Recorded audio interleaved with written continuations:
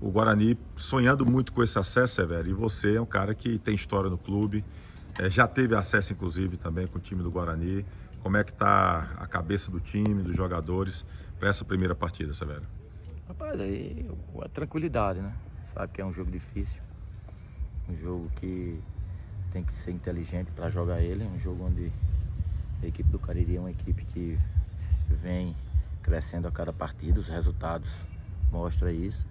E a gente tem que trabalhar muito nesse período que antecede o jogo, respeitar a equipe adversária. Ela tem jogadores que a gente já conhece, são jogadores experientes, jogadores que têm um nível muito bom, tem uma comissão técnica boa, é um clube que tem história, que tem um bom legado também.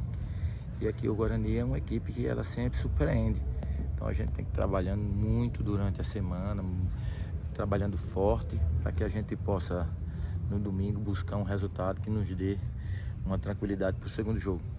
Como é que você pensa na montagem do time, né? No treino de hoje o Dudu voltou a sentir, mas dentro dessa dúvida do Dudu, o resto do time, como é que você está pensando na montagem?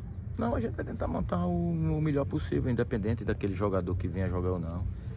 Quem foi escolhido para jogar tem que ser aplicado, tem que ser muito aguerrido, que é jogos decisivos. Então, assim, o jogador que a gente escolher, eu acredito que eles vão render, vão dar o máximo para buscar o objetivo. E o Dudu é um jogador que faz falta caso não consiga entrar em campo?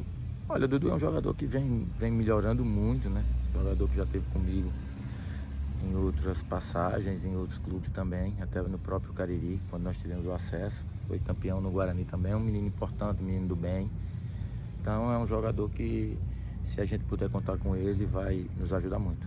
E aí o Cariri é um time que você foi vice-campeão ano passado, Severo.